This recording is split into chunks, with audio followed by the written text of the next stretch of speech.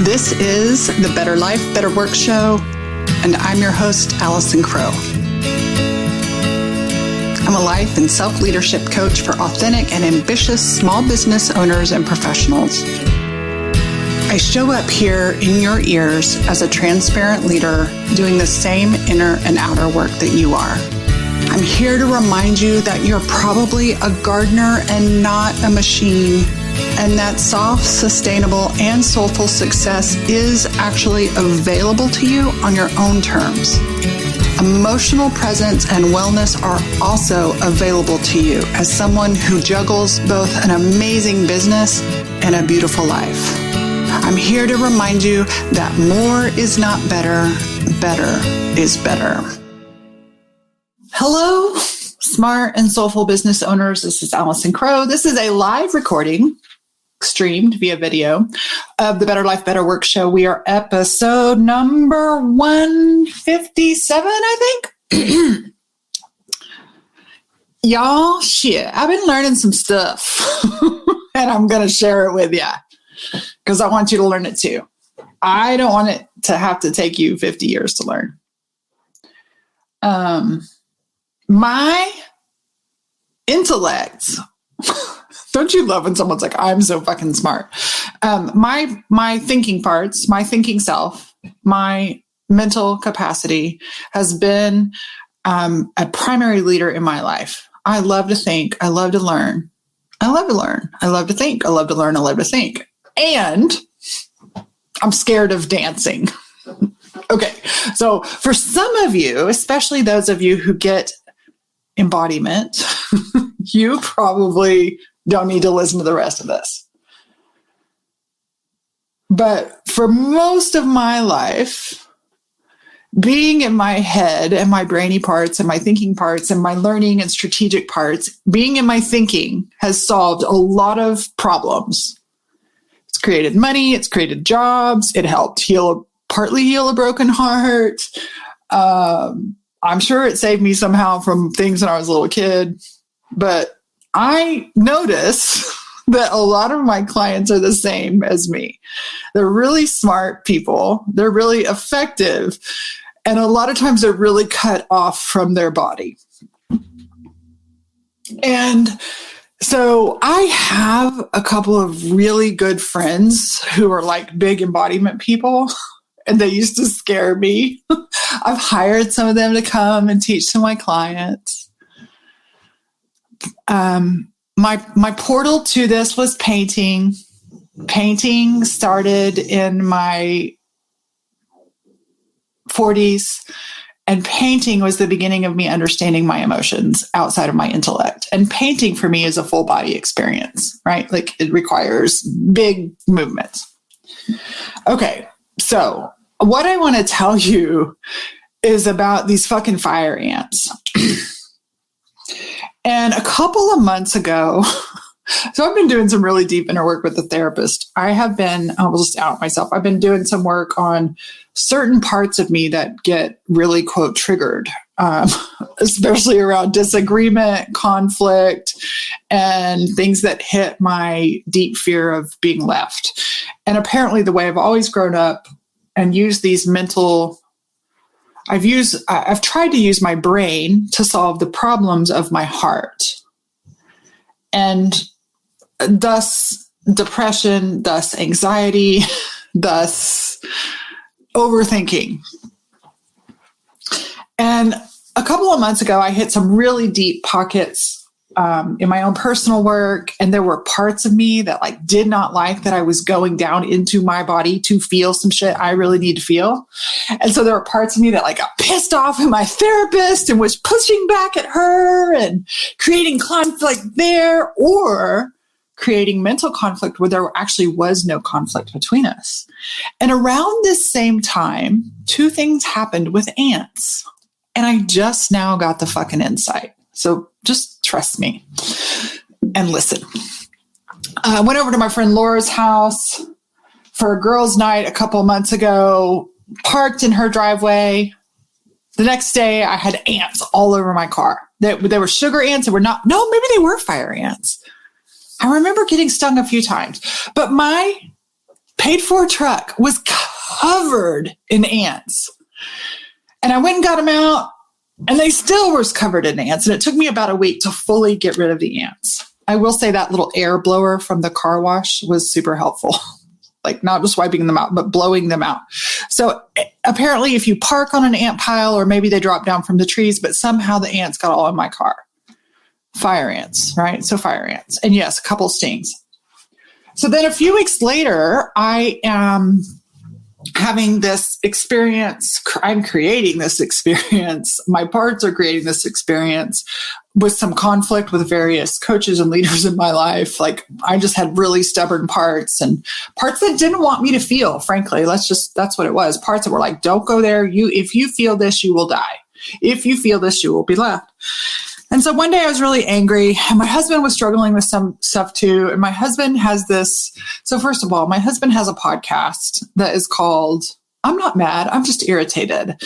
And he complains on it and gets paid for complaining. And so my husband's been running around saying, my life is garbage. It's like his shtick, his joke. And of course, I can't stand when he says that. Why can't I stand?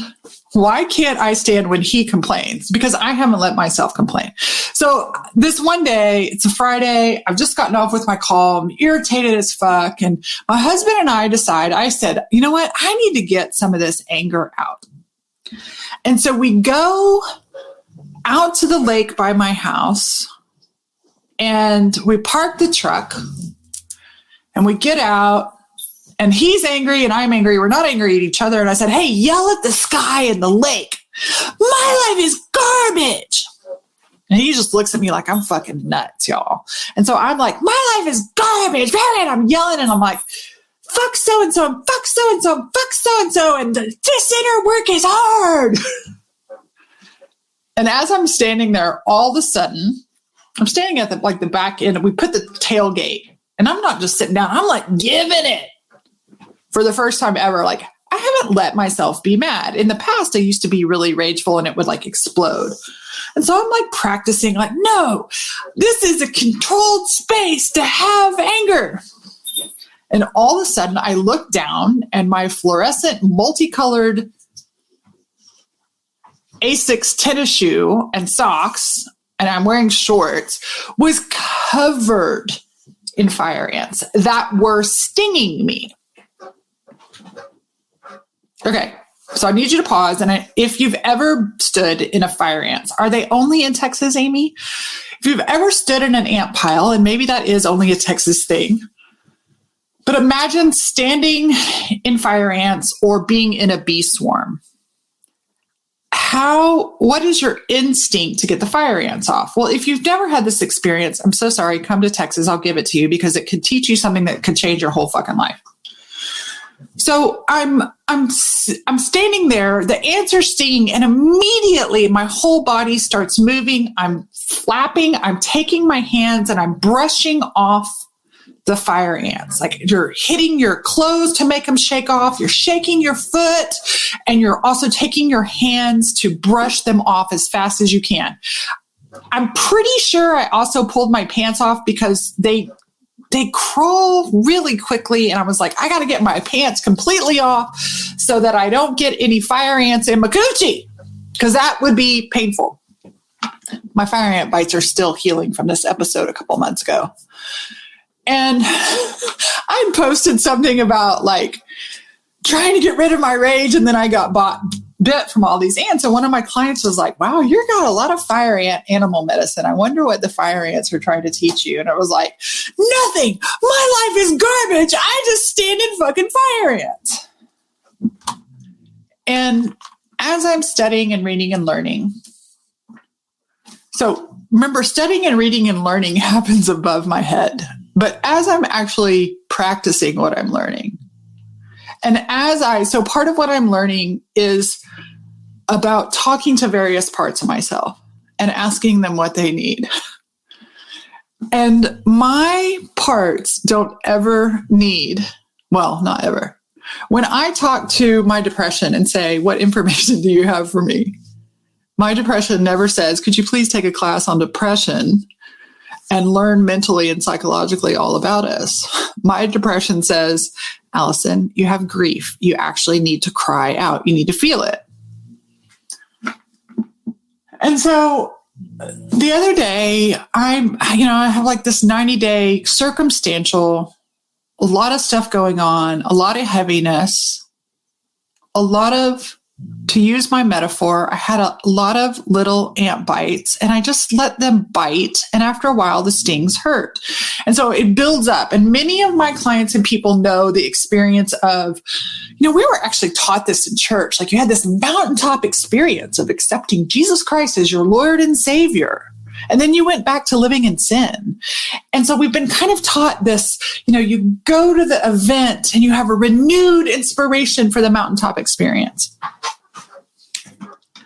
Instead of, I don't know, there's some old white guy, positive thought leadership that was like, motivation is like brushing your teeth. You have to do a little bit of it every day. You don't just wait for the mountaintop experience, but we're culturally conditioned for the mountaintop experience.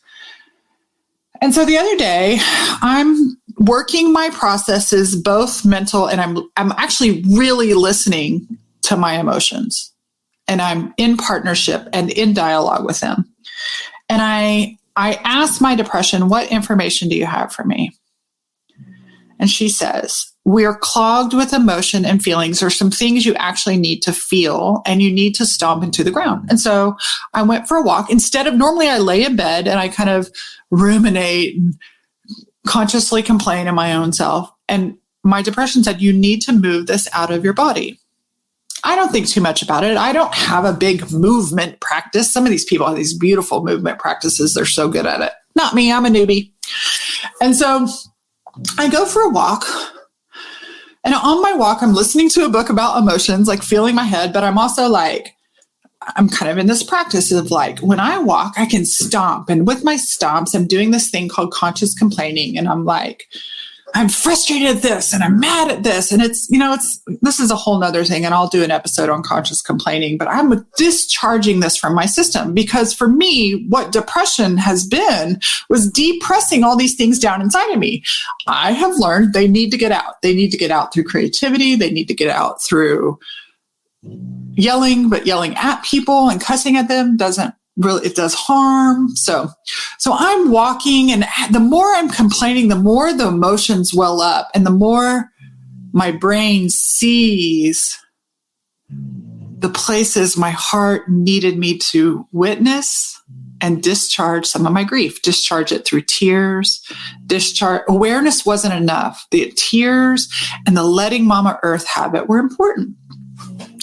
And so yesterday I'm going back and like debriefing my own experience of like, how did I clear that up so fast? Wouldn't it be nice if I could move emotions through me more quickly? Because after I move these emotions, I've experienced a lot of vitality and flow and clarity that I've been really missing for a while. Like, no shit, when you unclog the pipes, the water can flow. So I'm kind of looking at this to figure out how I can recreate it, right? All in my head again. And my body then reminds me of the fire ants. And it reminds me that when we hit fire ants, we use our whole body to shake away the pain. We slap away the pain. We don't sit in our heads and intellectualize. We don't formulate a 7-step plan. We don't overthink about how to get out of the fire ant pile. If you're in fire ants or a swarm of bees, you automatically start using your whole being. Your nervous system response, right? Like flight. And so, yes, my client was right. At that time, I had a lot of anger that needed to be wisely and usefully discharged. And I was starting on that. And we all have, like sometimes there's obvious grief. And then sometimes we just hit, as my client called it today, puddle. I hit a puddle, and we hit these arbitrary puddles of grief. And my nature in the past is just like to rationalize that or coach over it or intellectualize it or even to try to understand it. But that's still all from the neck up. And so the fire ants were just this real live affirmation that the direction I'm headed in with this whole body emotional wellness is like, oh, we've been hearing mind, body, spirit since third grade kindergarten. Oh, that's what mind, body, spirit means. Oh, Lord. And so I don't want to wait till I hit the fire ant mound. I don't want to wait until, in the past, I would use my body, or I would discharge, let's use anger. Anger and grief. Anger would show up in relationships, and I would be fine one minute and then blow up the next. I've done a lot of work on that, but I think I've also shoved down the anger. Grief is another one, because like there's a part of me that says, if you feel this, you will die. And I'm learning to move towards anger and move towards grief and move towards disappointment and move towards various, quote, shadow or so-called negative emotions instead of push them away. I'm learning to gather information and create relationship with them. And it's working. And they're often asking me to not just know this intellectually, but embody it. Behave with my whole body in what my emotions have for me. And my emotions will use stories in my mind to get me to pay attention, right? So in coaching, a lot of times it's like, oh, you have that story in your head. I make up in my mind that. And I do tell myself a lot of stories. And my emotions are like, I use those stories to get your attention so that you'll drop into our body and notice the sensation. Pay attention so that you'll slow down and so that you'll listen to us about what needs to be moved through your body. And it's interesting. Another thing in coaching is like flow state and building a business and working with your clients. I want to be in flow state. Well, to have flow, you need to move the blockage through the system. If you break the pipe to remove the block, then you've broken the pipe. Then you have a crack in the pipe. Instead, there are ways to move it through. So I'll be damned. And I know some of y'all know this stuff, but some of us have been living in our heads perfectly fine until 50. And all of a sudden we're like, oh, that's what you mean by embodiment. And so I'm in this new relationship with fire ants and with emotions. And for a long time, I still have my relationship with emotions through art. I certainly have my relationships with emotion through intellect, but I am ever so gently and slowly and sometimes violently, in a safe violence, oxymoron, embodied relationship and connected relationship with my emotions. And I want to encourage you to begin a relationship with your emotions, not just in your head, but notice sensations, gather information. I have a couple of clients that teach Koya. I love Koya. I'm scared of dancing, but Koya is people have their dance practices. They have their stomping practices. Some of you work out physically. And I when I was in my 20s and my therapist would say, oh, you're struggling with depression. Have you exercised? I was like, I know, you want me to have some fucking endorphins. And now I realize it's not just about the endorphins. It's about the physicality of discharging some of the energy of these emotions that builds up. And my hypothesis and hunch is, especially through the last 2 years, a lot of people got some clogged pipes naturally. It's not a problem to be solved, but naturally there's been a lot of different stimulation and uncertainty and change that has caused some clogged pipes. And when you can, instead of waiting for an explosion, when you can, and for me, what I'm finding really works is the daily practice of sitting down and talking to my parts and talking to my emotions and knowing what's sitting. And so when I was experiencing this depression, I ignored it for a long time. Oh, it'll go away. It'll go away. It'll go away. And finally, depression said, could you please come and visit with me? And so I said, oh, you have great information for me. And it said, yes, I have some grief, and I don't want you just to think about what you're grieving. I want you to move and flail and cry and complain in the same way you did with the fire ants. And I don't want you to do it on your husband or your kids or your dogs or your clients or your business. I want you to do it consciously. And I did. And then flow came back fairly quickly. And I don't know, maybe it's because I let depression run its course, but what if I had been able to do that 3 weeks earlier? What if when the emotion came, instead of waiting for the symptoms,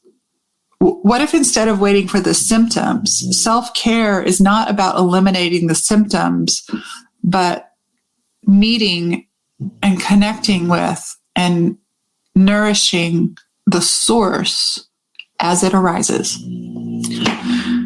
So that's what I wanted to share with y'all. Those fucking fire ants, man. They're like, move your hands, move your body, scream, slap, do what you need to do. And so I'm realizing, like, we need to be brushing. We need to be stomping into the earth. We need to be yelling at the sky. I have a friend that lost quite a few family members. I thought it was 7, and I wanted to say, she said 16 family members, fuck me, have died in the last 7 years. And she was staying in the mountains, and I was like, hey, I want to remind you. She was telling me, she's like, I have some grief. Like, she's intellectually saying, I have some grief to process, but I keep holding it at bay. And I said, I want to remind you that you're in the mountains right now, and you can yell and scream at those Rocky Mountains, and they will hold it. The earth beneath you can hold it. The water around you can hold it. And if you have no earth or mountains or water, give it to the wind and to the sky. Give it somewhere physical. Move your body through it. This shit works, y'all. This shit works. I love you. I'll see you next week. Hey, what insights did you get from this episode? Share with me. Let me know. Hey, if you enjoyed this episode and want to dive deeper, come check out the Soulful Self-Leadership Society. It's my online coaching membership community, a networking community, a place to belong, and a place where you can be coached by me in life and business.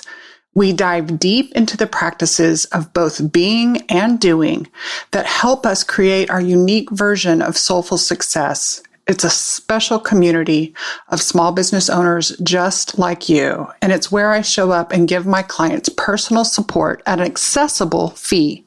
Check it out at www.coachwithallison.com.